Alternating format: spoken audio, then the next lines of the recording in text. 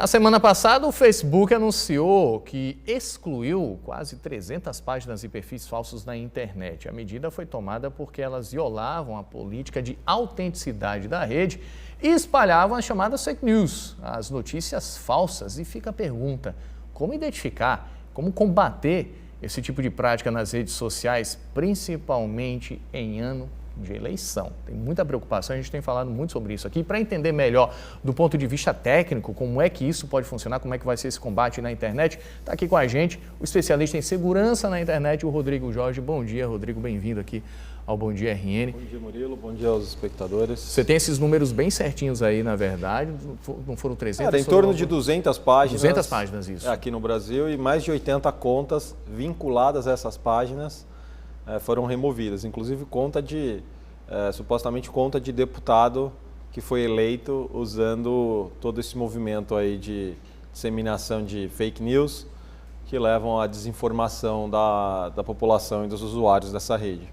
Agora, o Facebook, ele num primeiro momento resistiu a tomar esse tipo de atitude, já foi pressionado ao longo dos últimos anos, tem sido pressionado para começar a combater dentro da própria rede as notícias falsas, que a gente sabe que tiveram influência, por exemplo, nas eleições americanas. As condições técnicas para identificação dentro das redes hoje existem. Se uma empresa como o Facebook quiser combater, ele combate.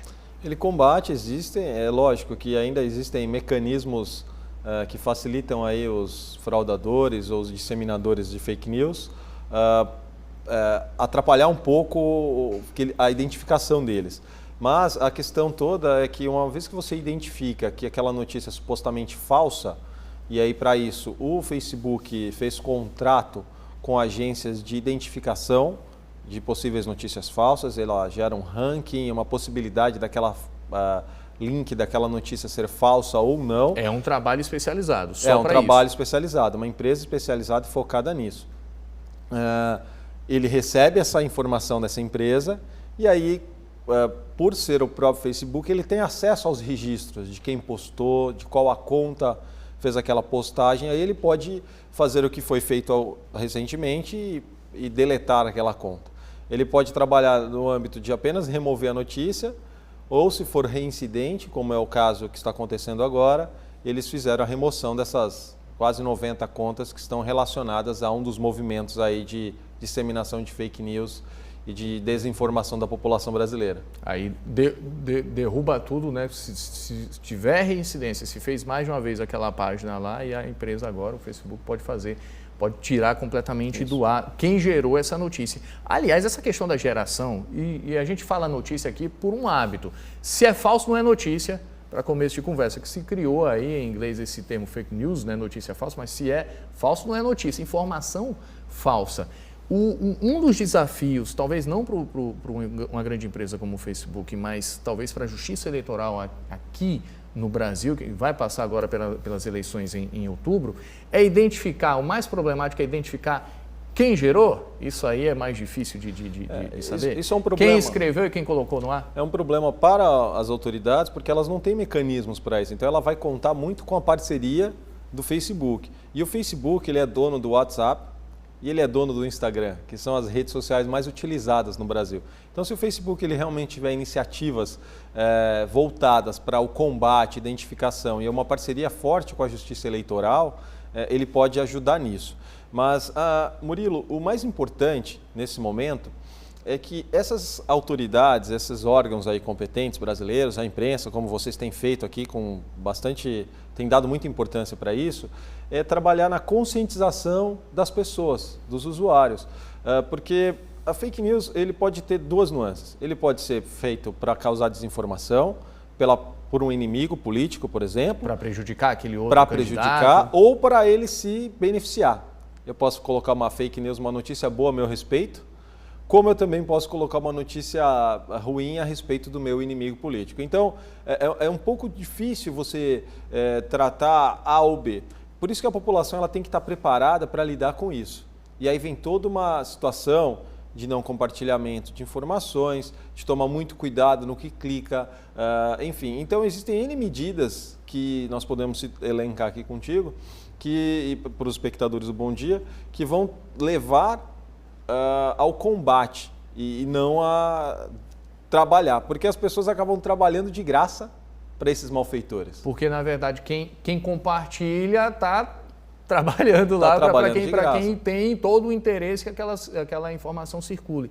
Rodrigo, você estava explicando para a gente, existem aí várias maneiras de se combater, e a outra preocupação é em relação a vírus, né? Uma informação como essa, um link que se espalha tão rapidamente, pode também espalhar um vírus ou um programa maldoso para coletar informações do computador, do celular da pessoa.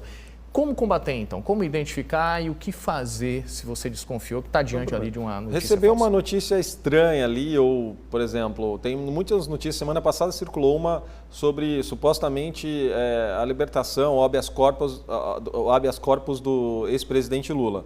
E várias pessoas me mandaram esse link. Rodrigo, isso é verdadeiro? Procede? O próprio link, ele já vai para um site do exterior. Ele não é um portal de notícias conhecido, são links grandes. Então isso já traz uma situação de desconfiança. É um link esquisito, aquele endereço normalmente é uma coisa esquisita. Isso. A maneira correta, por exemplo, de identificar, você vai no buscador que o usuário utiliza, digita aquela notícia. Ou vai nos grandes portais, como o G1, a Globo.com e vários outros que existem no Brasil. Verifica se aquela notícia está veiculada ali. Se ela não está veiculada num grande portal, num grande jornal, é muito provável que aquilo seja fake news, é falso. Existem vários sites de fake news que são colocados no ar justamente para permitir que esses grupos, esses movimentos façam a disseminação ou façam a publicação dessa informação. Mas como você disse, existem também sites e criminosos, eles invadem sites legítimos, colocam algumas informações ou manchetes supostamente sensacionalistas ou de grande interesse ou de grande repercussão, só para fazer com que o usuário clique e consiga, a partir dali, fazer a infecção ou um suposto cadastro.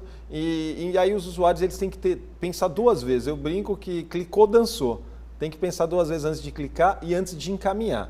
Essa questão do encaminhamento, o WhatsApp, que é do Facebook, tomou medidas agora. Eles vão limitar, primeiro eles estão mostrando lá uma tarja que foi encaminhada para você saber que não foi gerado por aquela pessoa, ela já recebeu e já repassou de alguém, e também ela vai limitar o encaminhamento de certas notícias e por quantidade. O objetivo é que chegue a 5 encaminhamentos no máximo de cada notícia. E aí acabou, não pode mais encaminhar. Não pode mais encaminhar, para tentar também combater essa disseminação, né?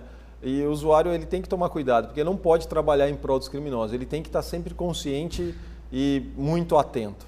É isso, o Rodrigo Jorge é especialista em segurança na internet, batendo um papo aqui com a gente sobre notícias falsas, informações falsas, todo cuidado é pouco. Rodrigo, muito obrigado pela sua gentileza, bom dia. Bom dia a todos e muito cuidado com a internet, com o que compartilha. Valeu, obrigado.